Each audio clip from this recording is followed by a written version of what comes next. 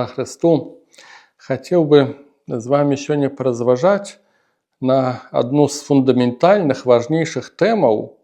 Трошку мне смешно, что я за пару хвилин это бяруся разважаць, которая огромнейшая, для многих тягнется годами и десятками годов. Это тема страхов. Як нам змагацца со страхами? Не бяруся я так, невядома як показывать, я и сам там не специалист. Для мяне заўсёды, пакуль Господь по милости сваёй не вызволіў мяне ад страхаў, для мяне такая адзіная методика была ратавацца ад страхаў, гэта пакарыць сябе волі Божай. Я як чалавек богобаязненны, который хотел служить Богу, который хотел быть во всем верным Богу, я заўсёды стараўся, калі накрывалі мяне страхи, тады ў малітве, ў разважаннях, ісці ў гэтым напрамку. Господи, мне страшно, мне кошмарно, але калі ты хочаш, окей. Я згаджаюся, мне цяжка было пагадзіцца, але стараўся пабароць этот страх простое, что я скараў сябе перад волей Божай. В принципе, методика правильная, толькі што яна маіх страхаў не вырашала, сустрэча з Духом Святым пасля этой тэмы рашыла. Гэта была моя методика. Я часам выдумляў найгоршыя сцэнарыі, надумваў сабе невядома чаго і пасля стараўся пакарыць сябе волі Божай. Пасля я зразумеў, што ёсць яшчэ іншая рэч, важнейшая ў барацьбе са страхамі, гэта не паддавацца панікі. Што б ні было, што б з намі не здаралася, ці мы надумваем сабе нешта, ці сапраўды там у жыцці ў нашым кашмар, не паддавацца паніцы.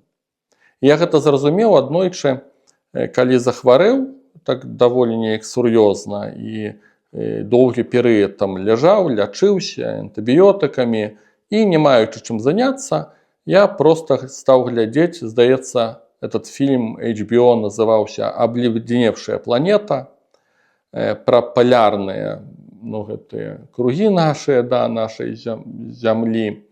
І там быў такі цікавы момант паказаны ў фільме, як ваўкі полярныя, як яны палююць на бізонаў. Это огромные быкі, которые ў статках. І ваўкі, конечно, не маюць ніякіх шансаў здабыць такога быка. Што робяць ваўкі? Яны, конечно, рызыкуючы, тому што один удар бізона і там воўк адлетае адразу мёртвы. Але яны стараюцца пасеяць сярод бізонаў паніку. Бізоны становяцца ў круг, яны бароняцца, а ваўкі так лётаюць вакол іх, выюць, лаюць, прабуюць там неяк падбегчы, укусіць. І это робіць даволі доўгі перыяд, пакуль увесь этот статак бізонаў пакуль не паддасца паніцы. І тады бізоны бегуць рэальна як проста такія дурныя быкі. І ваўкі далей іх гоняць, і застаецца самы слабы. Ён пачынае адставаць, гэты бык, гэты бізон адстае ад статка, і тады усе ваўкі кідаюцца на яго, і дзякуючы гэтаму, у прынцыпе, яны ў такіх цяжкіх умовах выжываюць. Гэтага быка хапаюць на нейкі перыяд, каб накарміць увесь статак, стада ваўкоў. І гэты вобраз ён мне паказаў, што это тэма духоўнай барацьбы.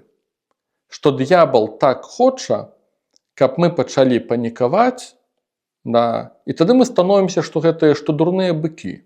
Так ляцім, асэнсаваць нічога не можам, у паніке, і я зразумеў, што это духоўная барацьба.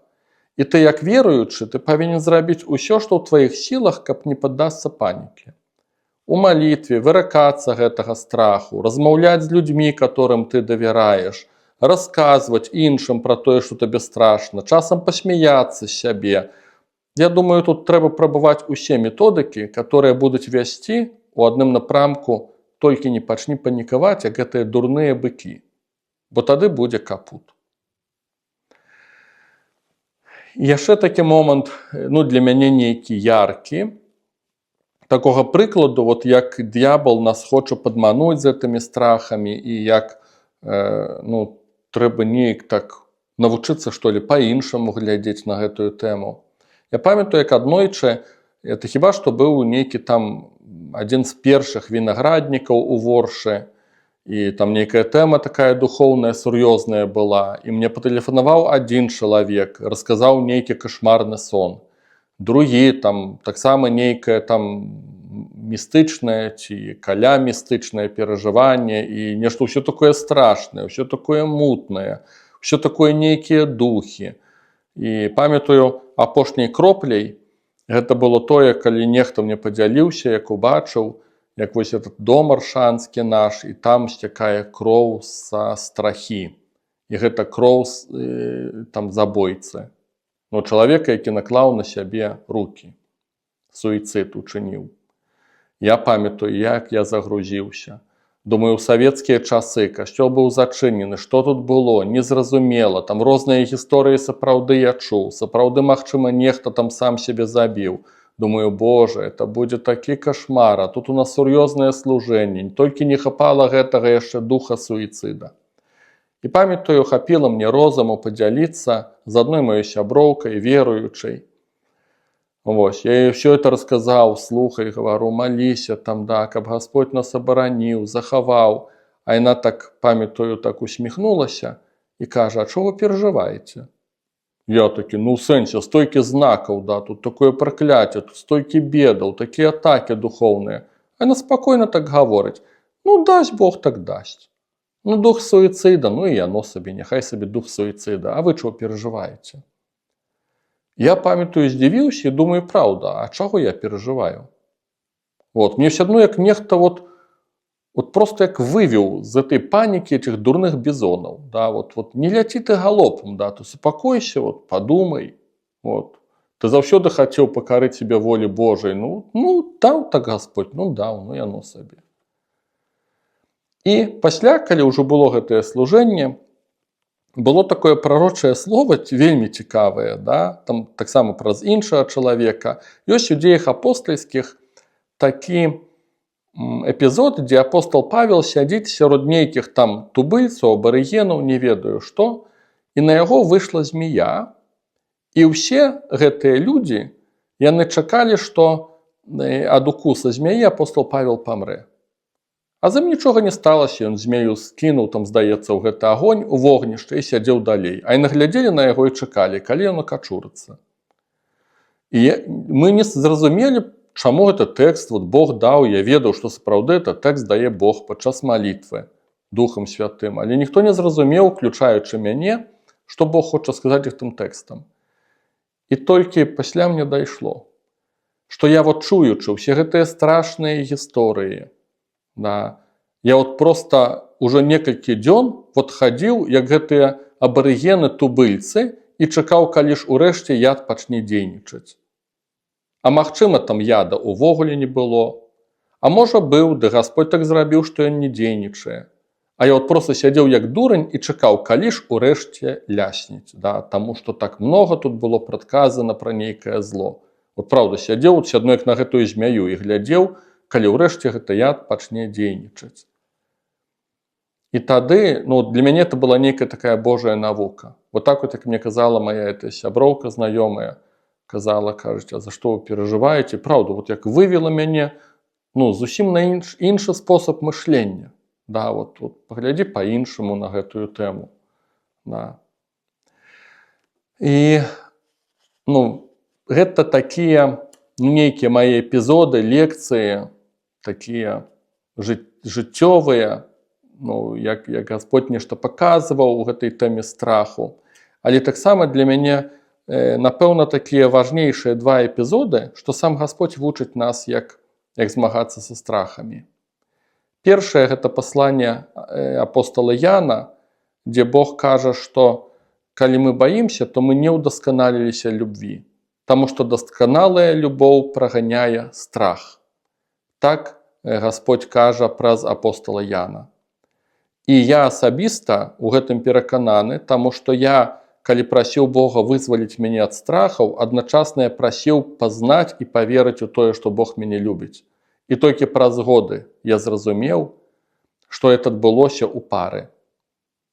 што да, Бог вызваліў мяне ад страхаў, але таксама менавіта тады я пазнаў, што Бог мяне любіць. Гэта ідзе ў пары. Калі мы прыбліжаемся у веры да любячага Бога, прыбліжаемся ў сур'ёз, страх адыходзіць. Любоў Божая, яна выцісняе гэты страх. А другі эпізод, напэўна, важны, такая як тэрапія Божая пра страхі. У Евангеліі ад Яна, 14 раздзеле, у 1 вершы, Христос кажа апосталам: «Няхай не трывожыцца сэрца вашае і не баіцца.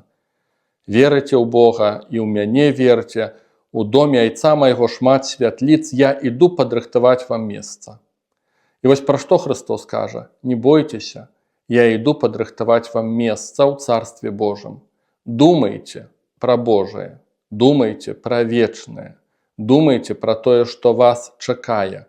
Калі вы толькі думаеце пра тое, што тут на зямлі, як рашыць свае беды, то апостол Павел кажа такія цікавыя словы: «Калі мы толькі ў гэтым жыцці спадзяёмся на Хрыста, то мы самыя нешчасныя з усіх людзей на зямлі». І вось гэты другі эпізод з Евангелія сапраўды для мяне як такая нейкая тэрапія Божая, которая паказвае ключ, як змагацца са страхамі. Гэта думаць не толькі пра зямное, не толькі пра гэтыя беды, которые нас сустракаюць, глядзець далей, глядзець вышэй, думаць пра будучыню, думаць пра Царства Божие, думаць пра сустрэчу з Христом. Гэта методыка ад Господа.